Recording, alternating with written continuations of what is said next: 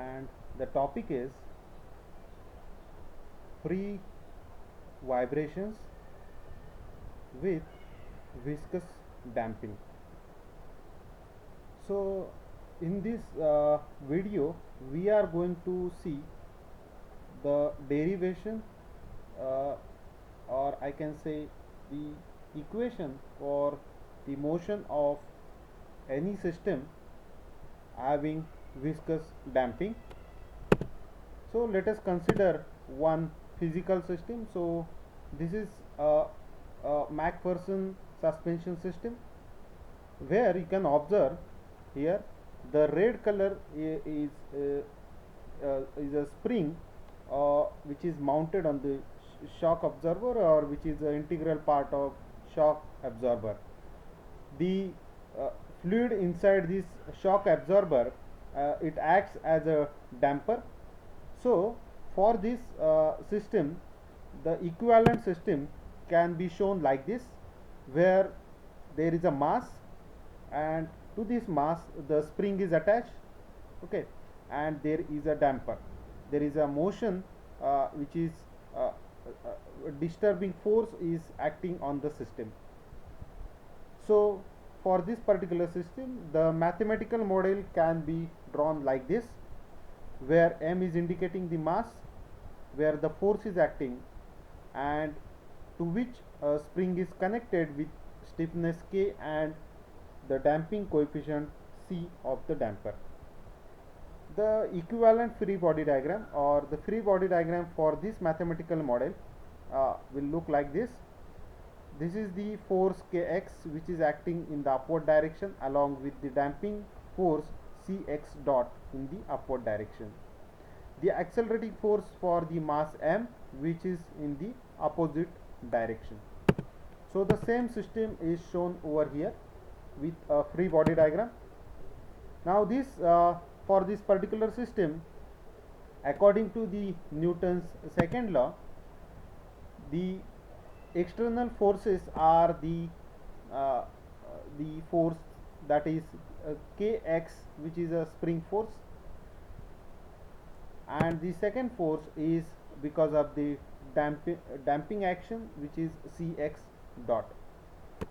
So these forces can be written in a simple way in the form of position and velocity, or the forces which are dependent upon the position and the velocity are F is equal to minus kx and F damping is equal to minus cx dot.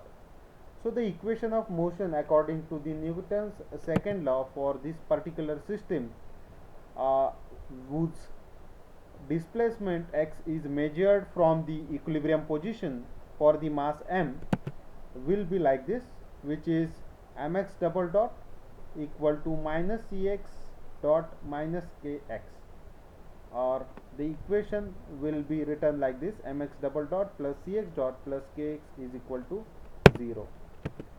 Now for this equation, let us assume the solution in the form, that is x is equal to the solution for this equation is equal to x is equal to c into e raised to s t. Here the c and s are the undetermined constants. So if I differentiate x with respect to time, I will get a x dot value. Similarly, I will get the value of x double dot also. If I substitute these two values, x dot and x double dot, in the above equation, then I will get a equation which will be in this form. Here c into e raised to st will be common in the equation, and it will get cancelled as it is a non-zero term. So here it is a plain quadratic equation, I can say. So the roots of the above equation is equal to S12 will be equal to minus c plus or minus under root c square minus 4 mk upon 2m. So this solution, or I can say this root of the equation, by the formula which is known to us for the quadratic equation, which is x is equal to minus b plus or minus under root b square minus 4ac upon 2a. So these two roots will result in the two solutions, which is x1 will be equal to c1 e raised to s1t and x2 will be equal to c2 e raised to s2t. So as there is a term that is plus and minus sign is present over here, there will be two roots of the equation, one root consisting of a plus sign and second root consisting of a minus sign. So that's why there are two roots. Now the general solution is nothing but the summation of these two solutions, that is x1 plus x2. So the x value will be equal to x1 plus x2 and it will be c1 e raised to s1t plus c2 e raised to s2t. So if I substitute the value of s1 and s2 which we have determined in the previous slide, I will show it to you. This one, minus c upon 2m plus or minus under root c by 2m square minus km. This value is substituted in the equation and we get the generalized solution x is equal to this one. Now in order to simplify the solution, the what is done is the term which is there in the radical sign is taken as a 0. So if you take that the term which is there in the radical sign as a 0, that condition is called as a critical damping condition. So what is that critical damping condition? Is the term which is there in the radical sign is c upon 2m square minus km. This has to be 0 in order to have critical damping. So this value in the radical sign, this value, that is c upon 2m square minus km, is equal to 0. Then